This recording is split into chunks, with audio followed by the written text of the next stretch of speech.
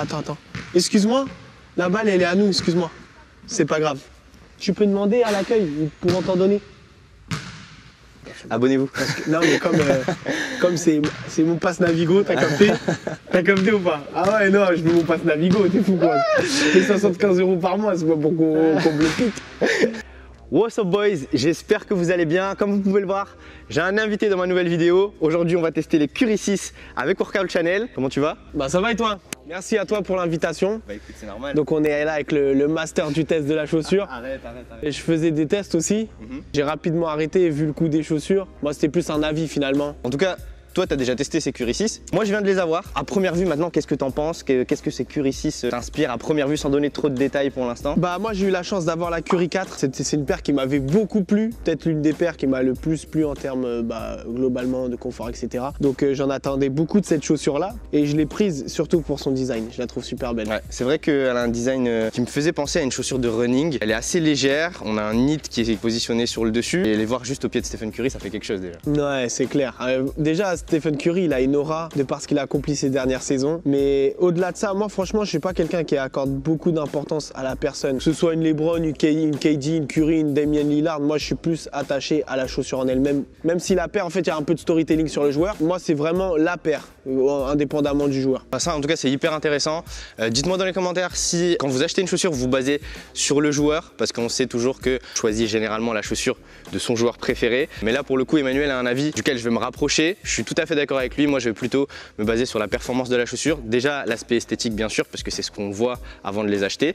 Et dans un second temps, la performance qu'elles apportent sur le terrain. Donc, j'ai la chance de tester des chaussures et c'est pour ça qu'aujourd'hui, on vous propose ce type de contenu. Comme ça, au moins, vous avez un premier avis sur la chaussure et vous pourrez au moins les acheter en ayant toutes les informations, toutes les clés en main. Est-ce que ça t'étonne de voir Curry porter ses Curry 6, hein, on est d'accord, avec des grosses chevillères? Non, je pense que cette décision-là, elle vient d'un constat en fait. Autant il a pu porter des chaussures très basses, comme des chaussures assez hautes. Peu importe la chaussure qu'il a eue, il s'est fait des entorses. À mon sens, il s'est dit, je vais porter une chaussure qui me convient, qui va être peut-être assez légère, qui va correspondre à mon jeu. Le reste, ça va être le kiné qui va me le faire, le strap. Je suis d'accord avec toi et en fait, à partir du moment où il a les chevilles fragiles, à un moment donné, tu vas mettre n'importe quelle chaussure, si tu as les chevilles fragiles, tu risques de te les tordre d'une façon ou d'une autre. Sur la partie, en tout cas, portée et les coloris, on en a vu énormément. Je sais pas si tu en as un que tu préfères, si tu as choisi celle-là par défaut, par envie, ou enfin, généralement tu te trompes toujours. Quand tu les achètes au départ, il y a des coloris qui arrivent après et tu te dis mince, c'est clair. je suis passé à côté de quelque chose. Franchement, je pense que ça nous est tous arrivé. On a pris un peu la chaussure parce que le début de saison, il allait commencer. Et derrière, tu vois exactement la même chaussure, mais avec une couleur totalement différente et beaucoup plus stylée. Et du coup, t'es dégoûté. Mais honnêtement, moi, il y a deux coloris qui m'ont vraiment marqué. Bah, celui que j'ai acheté, le coloris jaune, parce que je le trouvais vraiment beau. J'ai toujours trouvé stylé dans les mixtapes ceux qui avaient des couleurs flashy, du rose et le rouge, le coloris rouge. Si j'avais pas pris celle-là, je pense vraiment le rouge, je le trouve magnifique. Ouais, je vous le mets à l'écran, c'est un coloris qui est hyper sympa. J'ai choisi le coloris bleu marine, un peu par défaut, je vous l'avoue, parce que j'avais fait un sondage sur Instagram et malheureusement, il n'y avait plus la taille du coloris que vous aviez choisi. Donc, je me suis basé sur un coloris qui était disponible sur le site d'Under Armour. Et puis voilà, je le trouve quand même assez sympa, mais je vous avoue que c'est pas mon préféré. C'est une vidéo qui était assez demandée par mes abonnés, donc aujourd'hui, enfin, on va tester ces Curry 6. Donc, ce que je propose à Emmanuel, on les chausse, on va s'échauffer sur le terrain et on vous met quelques images. C'est parti.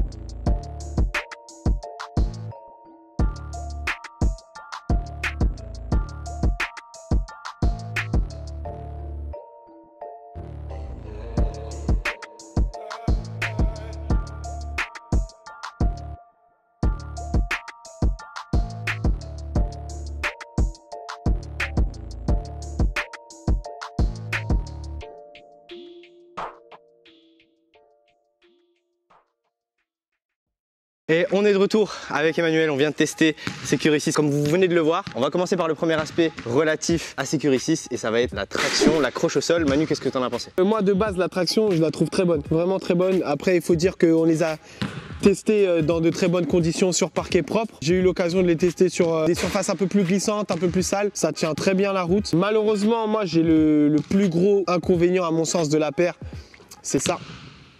Ah oui, ça je l'avais vu en plus, j'avais vu sur Instagram. C'est l'un des défauts qui avait été décelé sur la paire. J'avais d'ailleurs fait quelques stories à ce niveau-là. Et Manu confirme que c'est bien un défaut qui arrive sur toutes les Securi 6. Moi la question que je t'avais posée en off c'était est-ce que tu l'avais utilisé en extérieur? Non, jamais utilisé jamais en extérieur. Jamais utilisé en Donc extérieur. c'est quand même problématique et il faut que vous le preniez en compte. Hein. Ça là, ça s'est fait après 4 entraînements à intensité modérée. Donc ça veut dire c'est une intensité, moi-même en gros j'ai même pas poussé si tu veux. Donc moi je trouve ça vraiment dommage et moi en tout cas de mes attentes d'une chaussure de basket de 130 €, c'est pas possible en fait. Je donne le bénéfice du doute à Under Armour parce que ça peut arriver sur une chaussure, une ou deux chaussures sur 100. Je suis vraiment déçu parce que c'est une paire que j'aime beaucoup. Si derrière tu peux pas poser tes pieds au sol, t'as beau l'aimer la paire, ça va être compliqué quoi. Moi je viens de les avoir, je vous donnerai mon retour d'expérience, je vous dirai si j'ai le même souci qu'a Emmanuel sur sa chaussure. Donc pour en revenir à la traction, c'est des motifs qui sont multidirectionnels. Personnellement j'étais pas hyper convaincu à la base parce que les motifs n'étaient pas hyper espacés et il n'y avait pas forcément moyen d'évacuer la poussière. Donc là on vient de jouer un petit peu, on voit qu'il y a de la poussière qui vient s'y incruster mais la traction colle pas mal au sol, hein, ça on se le dit. Le point qu'il faut que vous preniez en compte c'est vraiment cette partie là au niveau de la semelle extérieure. Donc à ne pas utiliser en playground. On va passer maintenant à l'aspect confort et personnellement je me sentais hyper bien dedans. Ouais, non franchement, on en parlait, hein, mais déjà le fait que ce soit fait en une pièce, que ce soit du knit, même mine de rien le petit renfort ici, tu le sens pas du tout. Ouais. Parce que j'ai l'impression que c'est un renfort, mais renfort coussin, tu vois, c'est pas le truc. Parfois, généralement, sur d'autres chaussures, quand tu as du renfort, c'est vraiment dur.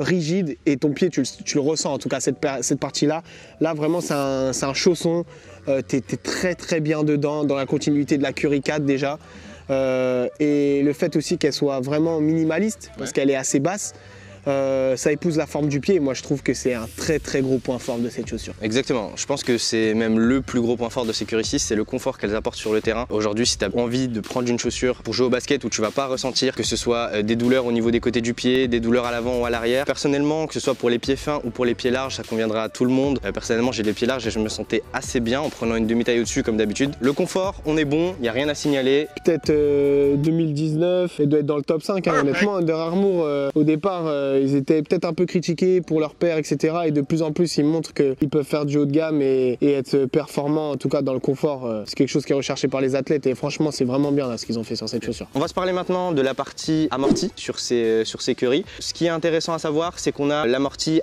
HOVR qui est intégré au niveau de la semelle intermédiaire. Clairement, c'est un amorti qui pour moi rentre un peu dans la lignée de ce qui est fait aujourd'hui dans les chaussures de basket, à savoir un amorti plus massif au niveau du talon pour pouvoir prévenir des différents chocs et on sait que certains joueurs de basket sont fragiles au talon et un amorti beaucoup plus fin à l'avant qui permet de garder les sensations sur le terrain. En tant que meneur c'est important, en tant que shooter il faut qu'il y ait un bon dosage entre les deux et clairement moi je trouve que c'est dans la moyenne. Je pense que le choix de ces amortis là il n'est pas anodin pour justement te donner la sensation en tout cas que tu es assez explosif, que sur tes changements de direction la chaussure elle va répondre et elle va pas te lâcher en fait. Retour explosif, j'imagine que tu parles de retour d'énergie et aujourd'hui effectivement la technologie HOVR est parmi celles qui proposent un retour d'énergie intéressant, que ce soit sur les premiers pas, que ce soit sur les retombées de rebond et les départs en dribble. Et ce sera une technologie qui permettra en tout cas aux joueurs de pouvoir avoir ce retour d'énergie qui est très bien exprimé chez Nike par le zoom, mais tout aussi bien chez Under Armour par ce HOVR qui avait été testé sur Under Armour Avoc, porté de Joel Embiid et Josh Jackson côté Phoenix. Et du coup on la retrouve ici chez Curry. Curry c'est un peu le modèle phare chez Under Armour, c'est le modèle le plus vendu, donc si cet amorti a été réutilisé, c'est que ça fonctionne bien et on vous le confirme aujourd'hui. On va se parler maintenant de la durabilité. J'ai envie de te dire qu'on sera un peu mitigé là-dessus,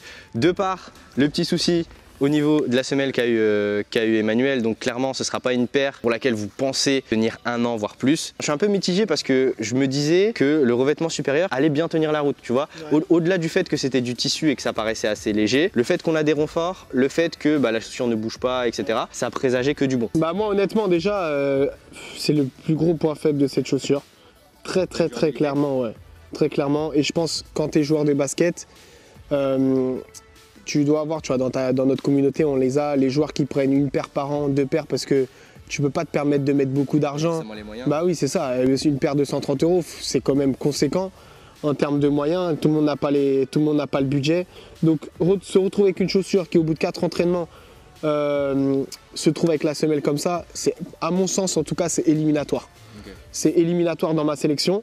Après, comme j'ai dit, peut-être que moi j'ai été le malchanceux de l'affaire parce que je me suis chopé la chaussure parmi 100 000 qui a eu un petit défaut de fabrication. J'aimerais bien qu'en tout cas vous, dans les commentaires, vous nous confirmiez si vous avez eu le même problème que moi. Ça c'est très important parce que du coup ça va nous permettre aussi de nous faire un avis. Parce que je pense que toi, tu donnes ton avis personnel et avec tes connaissances, tes compétences, mais tu te sers aussi bien sûr, des abonnés parce que ça va nous permettre de vraiment donner un avis vraiment concret, quoi. On va passer maintenant au point de vue maintien. Alors oui, effectivement, quand on a des gros pieds ou quand on est assez corpulent, comme vous pouvez le voir, le revêtement n'est pas des plus solides. Le deuxième point que je voudrais rajouter aussi, c'est que effectivement, la semelle n'apporte pas une assise assez conséquente pour les joueurs qui sont assez lourds. Un joueur qui est grand, un pivot, aura besoin d'une certaine assise au sol, aura besoin d'appui beaucoup plus fort en fait dans ses moves, dans son jeu. Et là, vous pouvez le voir en fait sur la semelle, c'est assez fin, donc c'est fait pour les joueurs qui ont des appuis assez vifs et ce sera beaucoup plus compliqué à manier pour des joueurs, en tout cas pour les joueurs intérieurs, pour les pivots. Au-delà de ça, on a un maintien malgré tout qui tient la route, dans la mesure où la chaussure, c'est assez compliqué de la plier. Et au niveau du support au talon, et on sait que le talon joue un rôle fondamental dans le maintien de la chaussure, c'est difficile à bouger. Donc là, voilà, comme vous pouvez le voir, j'arrive pas à la plier. Donc voilà, il y a un maintien assez minimaliste. Je te rejoins totalement par rapport à ce que tu as dit, même par rapport au pied large aussi. Maintenant, je pense que c'est un parti pris aussi qu'ils ont fait. Parce que le revêtement qu'ils ont utilisé, ça te permet concrètement d'être très confortable, d'avoir une flexibilité au niveau des pieds un peu plus large. Et du coup, bah, ça, ils le payent au niveau un peu, comme tu l'as dit, du maintien, etc. On va se parler maintenant de la pointure. Donc aujourd'hui, moi, je mets du 42,5 sur des chaussures assez basiques et j'achète du 43 sur les chaussures de basket. Prenez une demi-taille au-dessus si vous portez des chaussettes de basket, des chaussettes en tout cas dédiées à la pratique du basket. Toi, du coup, tu as pris une demi-taille au-dessus ou tu as pris ta taille pour qu'elle soit au maximum, qu'elle maximise un peu le serrage de la paire? Moi, je prends toujours une demi-taille, une taille au-dessus. Ok. Tout le temps. Donc prenez une demi-taille au-dessus.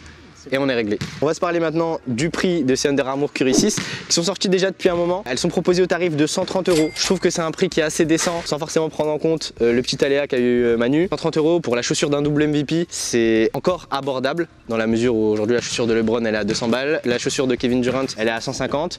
Stephen Curry aujourd'hui c'est pour proposer au même prix que les Nike Kyrie 5. Kyrie n'est pas MVP. Aujourd'hui Curry a beaucoup plus la cote, beaucoup plus de followers, beaucoup plus d'impact que Kyrie, que ce soit au niveau de la NBA ou même au niveau global. Après, je pense que si tu regardes bien sur le marché, t'as un peu les meneurs, Damian Lillard, Curry, Kyrie, tu viens de le dire. L'idée ou la philosophie qu'ils ont, je pense qu'ils se disent, tiens, moi, je veux transmettre mon message et je veux que les gamins, ils portent ma paire. Et pour ça, je vais essayer de faire en sorte que la chaussure, elle soit pas trop chère. Je suis d'accord. Bon, on va se faire un petit verdict de ces Under Armour Curry 6 du test qu'on vient d'effectuer ici avec Manu. Donc clairement, en point fort, point faible, point fort. Le premier, c'est le confort. Ah oui, bien sûr, on est d'accord. Non, franchement, ils ont fait le taf. La chaussure est confortable, donc pour les joueurs qui souhaitent du confort, et on se parle bien sûr des postes 1, 2, 3. Et sur le poste 3, on émet une réserve, on parle des postes 3, voilà, 2,5, poste 3 rapide. Pour ceux qui recherchent du confort, allez-y. Clairement, c'est une chaussure qui est faite pour ça. Le deuxième point qui est à prendre à double tranchant, c'est la traction. Donc la traction, l'accroche au sol est très bonne, sous réserve de ne pas avoir le souci que tu as eu sur ta chaussure.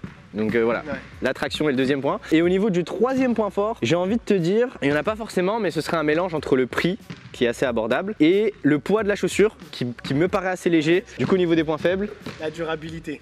Bien évidemment, c'est l'un des points négatifs de ces Curry 6, auquel je rajouterai le maintien pour les joueurs lourds.